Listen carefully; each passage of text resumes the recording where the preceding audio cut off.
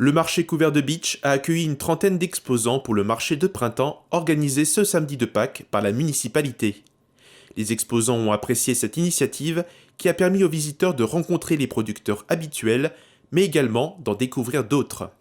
La première édition du nouveau marché mensuel de Sarreguemines s'est tenue ce samedi matin dès 8h30 en zone piétonne pour le plaisir des clients qui se sont déplacés.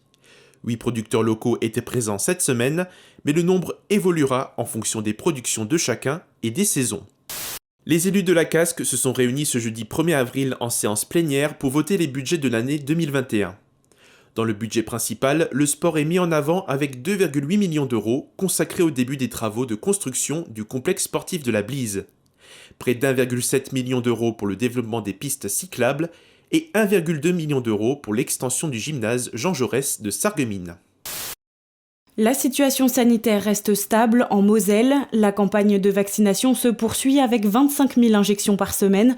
17,5% de la population mosellane a reçu au moins une injection et 2/3 des personnes âgées de plus de 75 ans sont vaccinées. À l'hôpital, de nouvelles opérations vont être déprogrammées pour mobiliser plus de personnel dans les services Covid. Le prieuré de Velferdin est aujourd'hui dans un piteux état. Aware Corporate veut réhabiliter l'endroit en conservant ce qui peut l'être. Les travaux ont débuté avec une phase d'exploration et de nettoyage. Ils devraient durer 2 ans. Le but est de garder à peu près les 3/4 du bâtiment ancien et 1/4 de parties neuves. Jobicycle a ouvert ses portes le 28 mars dernier à Bitche. Le magasin de cycles propose des vélos et accessoires à la vente, mais aussi de l'entretien et de la réparation de cycles. Jonathan Bichler, le gérant passionné de vélo, a préparé son projet depuis 1 an. Le secteur du vélo est prisé, le jeune entrepreneur est confiant et motivé. La vaccination se poursuit dans l'arrondissement. Les hôpitaux de Sarreguemines ont administré près de 17 000 doses de vaccins contre la Covid-19 à ce jour, 10 000 en première injection et 7 000 pour la deuxième dose. Le centre de vaccination de Bitche administre chaque jour entre 100 et 200 doses. Le préfet de la Moselle s'est rendu à la brigade de gendarmerie de Bitche ce mercredi matin. Il a fait le point sur le projet de construction d'une nouvelle gendarmerie qui est en attente depuis quelques années. Elle verra le jour le plus rapidement possible sur le site du 4e régiment des cuirassiers et doit regrouper les brigades de Bitche, Lemberg et Volminster. Laurent Touvet, le préfet de la Moselle, est allé à Meisenthal pour constater l'avancement des travaux de réhabilitation du site verrier.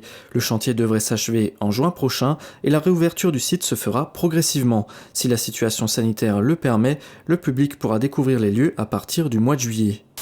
Depuis la mise en place du Ségur de la santé, le personnel de santé non médicale a été augmenté de 183 € par mois. Dans les EHPAD, les avis sont mitigés et cette augmentation n'est pas suffisante pour le personnel. Les fonctionnaires et les agents contractuels sont concernés, mais les agents en contrat de droit privé n'y ont pas droit. Ils étaient une vingtaine de personnes à se mobiliser à la frontière de la Brème d'Or ce jeudi avec un slogan « Pas de profit sur la pandémie ». Une mobilisation répondant à l'appel des partis communistes français et allemands ainsi que Die Linke.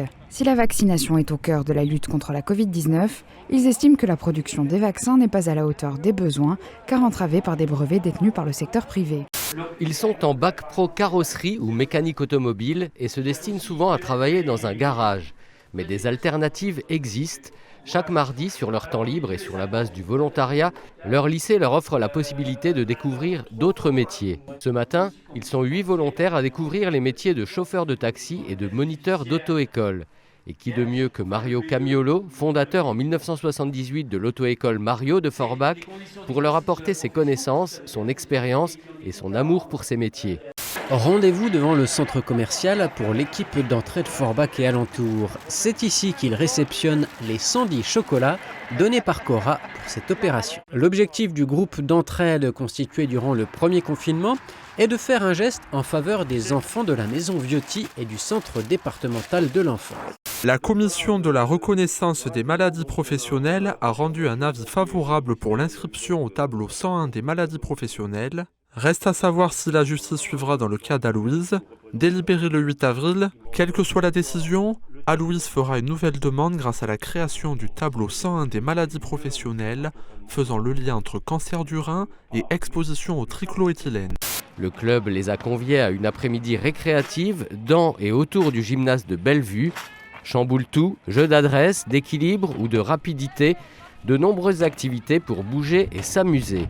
Une manière de continuer à faire vivre le club en attendant la reprise du handball. Un transport gratuit pour les personnes de plus de 70 ans non imposables, voilà le nouveau dispositif mis en place par la régie de transport Forbus. Jérémy Lauer, président de cette régie de transport, et Alexandre Cassarou, maire de Forbach et élu communautaire, se sont retrouvés en mairie de Forbach pour la signature d'une convention avec le Centre communal d'action sociale. Cette convention permettra donc aux personnes de plus de 70 ans et non imposables de bénéficier de transports en commun totalement gratuits sur tout le réseau Forbus. Derrière cette action, des enjeux environnementaux et d'attractivité, mais pas seulement. Depuis fin mars, une grande opération de sensibilisation aux violences conjugales a été lancée dans toute la France. Mais cette fois, pas d'affiches ni de flyers. Le support choisi est aussi simple qu'original, les emballages de baguettes de pain dans les boulangeries. Si les ventes ont augmenté, beaucoup ont voulu profiter de l'aide de l'État pour remettre en selle leurs vélos anciens ou très abîmés.